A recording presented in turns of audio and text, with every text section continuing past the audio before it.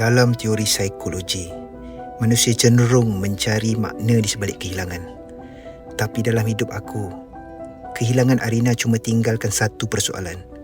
Kalau takdir tak boleh diubah, kenapa aku masih cuba?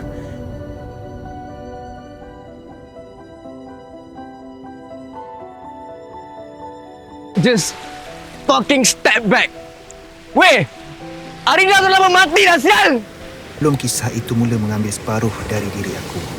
Semuanya bermula di sini. 2019. Saat aku mula persoalkan takdir dan diri aku sendiri. Desperate nasib menjatuhkan aku. Reputasi kini menjadi bisu dan aku. Nope. Aku bukan student fine art. Tapi sebaliknya. Aku merupakan seorang pelajar bidang psikologi. Ya, bidang yang aku tak minat dan dipilih oleh mak aku. Jadi apa yang aku minat? Ini. Dekat depan aku ni. Yang mana sekarang aku hanya jadikan sebagai hobi dan tempat terapi diri aku. Dalam masa yang sama, aku sebenarnya ada penyakit yang aku tak nak ada. Which is schizophrenia. Penyakit kronik yang melibatkan mental.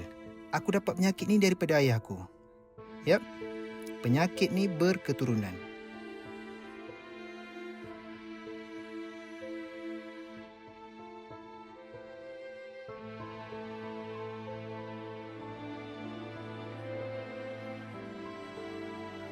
Sampailah satu hari, aku tak sangka lukisan aku akan bawa aku sejauh ni. Hello?